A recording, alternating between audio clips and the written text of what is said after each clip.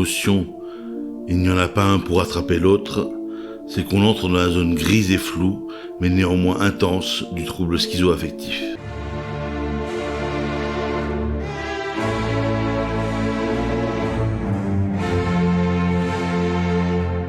Did you know that the word trauma comes from the Greek for wound?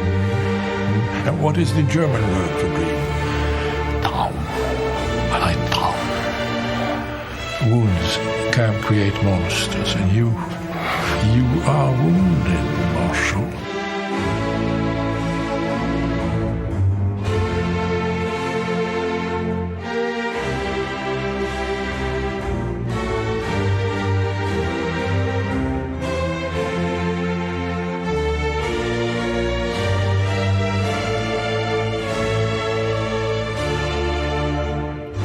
Bonjour ou bonsoir, vous êtes sur le podcast Spirale 1894 et je suis Spirale 1894. Donc dans ce tout nouvel épisode bonus, nous allons parler du trouble schizoaffectif. C'est un trouble dont je suis atteint. Alors pour donner une petite définition rapide du trouble schizoaffectif, le trouble schizoaffectif c'est quand on a des symptômes de la schizophrénie et des troubles de l'humeur. En premier lieu, nous allons voir dans le DSM-5-TR ce qu'il en est du trouble schizoaffectif. Dans le DSM-5-TR, le trouble schizoaffectif fait partie du chapitre spectre de la schizophrénie et autres troubles psychotiques. Il occupe une zone limite intermédiaire entre un trouble de l'humeur, c'est-à-dire la bipolarité ou la dépression majeure, et un trouble psychotique, c'est-à-dire la schizophrénie par exemple. Il y a 5 critères diagnostiques principaux. Le critère A est qu'il faut une période d'épisode majeur de l'humeur, dépressif ou maniaque, avec symptômes psychotiques. Il doit y avoir une majorité du temps dans le cours de la maladie où existe un épisode majeur d'humeur, dépression majeure ou manie, en même temps que des symptômes caractéristiques d'un trouble psychotique, c'est-à-dire hallucinations, délire, discours désorganisés. C'est le affectif plus le schizo, c'est-à-dire une co-occurrence de symptômes d'humeur et symptômes psychotiques. Donc le deuxième critère, le critère B, c'est qu'il faut qu'il y ait eu une présence de symptômes psychotiques en l'absence d'épisodes majeurs de l'humeur. C'est un critère clé, c'est-à-dire qu'il faut qu'il y ait eu au moins 2 semaines au cours de la maladie, en l'absence d'épisodes majeurs de l'humeur, où il y a des symptômes psychotiques, hallucinations ou délire, seuls, c'est-à-dire sans les symptômes majeurs d'humeur. Cette condition vise à différencier le trouble schizoaffectif d'un trouble de l'humeur avec caractéristiques psychotiques, où les psychoses ne surviendraient que pendant les épisodes d'humeur, ou d'une schizophrénie pure, où l'humeur ne joue pas un rôle majeur. Le critère C, le troisième critère, c'est que les symptômes d'humeur sont présents pendant la majorité de la durée active et résiduelle de la maladie. En gros, sur la durée totale de la maladie, les symptômes de l'humeur, maniaque ou dépressif, doivent constituer une partie significative du tableau clinique. Ce n'est pas simplement 2 semaines isolées. L'humeur doit compter. Donc le quatrième critère, le critère D, c'est l'exclusion d'autres diagnostics. On exclut que les symptômes ne soient mieux expliqués par un trouble de l'humeur avec caractéristiques psychotiques, c'est-à-dire où les psychoses ne surviendraient que pendant les épisodes d'humeur, un trouble psychotique dû à une substance ou un état somatique général, un autre trouble psychotique, exemple schizophrénie, qui expliquerait mieux le tableau. Donc le dernier critère, le 5e critère, le critère E, c'est qu'il faut que le trouble soit non attribuable aux effets physiologiques d'une substance ou d'un trouble médical. C'est comme pour la majorité des troubles psychotiques et de l'humeur, il faut pouvoir exclure que les symptômes soient causés par abus de substances, intoxication, sevrage ou trouble médical. Alors le DSM précise que l'on doit spécifier le type d'épisode d'humeur principal qu'accompagne le trouble, c'est-à-dire type avec épisode maniaque, type avec épisode dépressif majeur, etc. Il faut aussi préciser si le trouble est en phase aiguë, partiellement en rémission complète, etc. Le trouble schizoaffectif est souvent source de confusion diagnostique.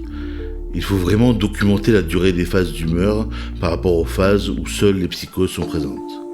La distinction entre ce trouble et les autres, schizophrénie, trouble de l'humeur avec psychose, repose essentiellement sur la chronologie et la durée relative des symptômes d'humeur versus psychotique. Alors il y a quelques points de vigilance à avoir. Le concept reste cliniquement flou. Le manuel donne peu de quantification précise. Le critère des 2 semaines de psychose sans humeur est arbitraire mais essentiel. En pratique, cela impose une très bonne collecte historique et longitudinale. Le trouble est souvent mal différencié. Si les psychoses sont uniquement pendant les épisodes d'humeur, c'est plutôt trouble de l'humeur avec caractéristiques psychotiques. Si les symptômes d'humeur sont minimes mais sont présents, mais dominent les symptômes psychotiques, certains cliniciens penchent vers la schizophrénie avec une comorbidité d'humeur. Sur le plan thérapeutique, l'hétérogénéité est très large. Certains patients répondent mieux aux antipsychotiques, d'autres au traitement de l'humeur, d'autres aux deux. Cela pose un défi pour la mise en place d'outils thérapeutiques et de pérénance. Le terme schizoaffectif peut être stigmatisant, complexe à expliquer aux patients ou aux pères aidants. Il peut y avoir un travail important à faire sur la compréhension, la narration de l'expérience subjective.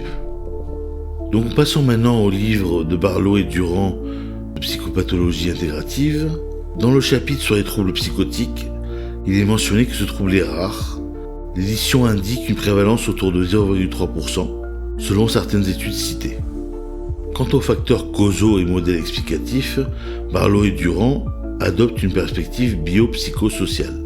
Donc d'abord il y a les facteurs biologiques, c'est-à-dire les facteurs génétiques, les déséquilibres neurochimiques, les anomalies cérébrales, qui sont dans tous les troubles psychotiques. C'est-à-dire que dans ce livre-là, il ne dissocie pas toujours séparément pour le trouble schizoaffectif, mais l'englobe dans la psychose. Après, il y a les facteurs psychologiques, c'est-à-dire qu'il peut y avoir des dysfonctionnements cognitifs, des styles de pensée pouvant favoriser la psychose, du stress, des traumatismes précoces.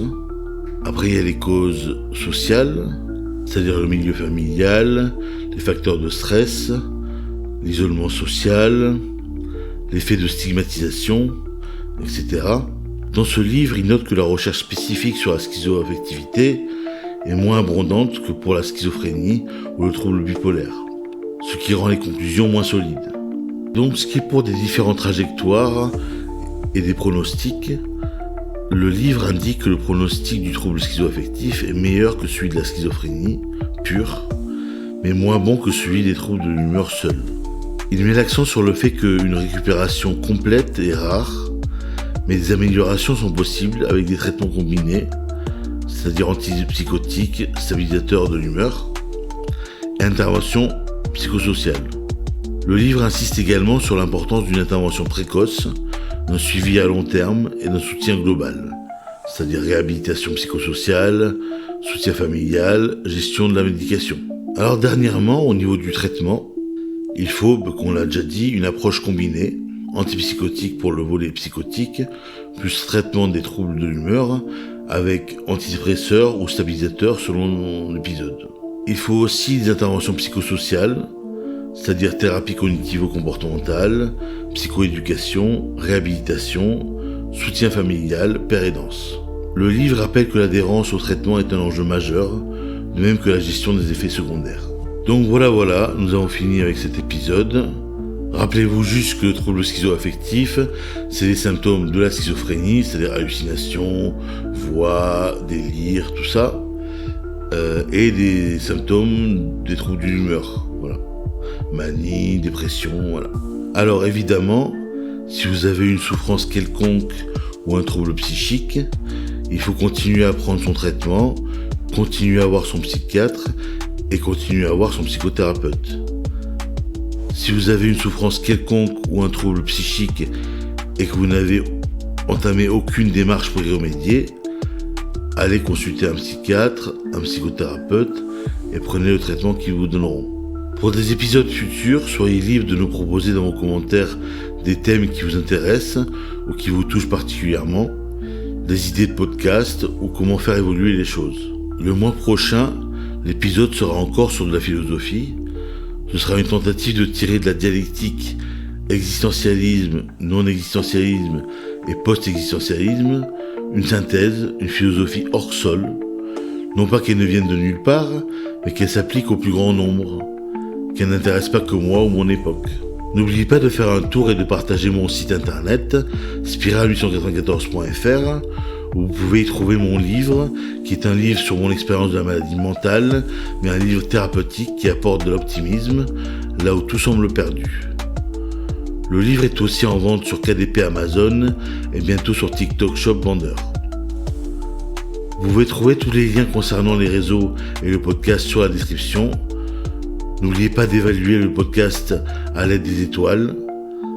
Et votre soutien financier via notre page Tipeee nous est vital. Allez, je vous souhaite bon courage et continuez de lutter.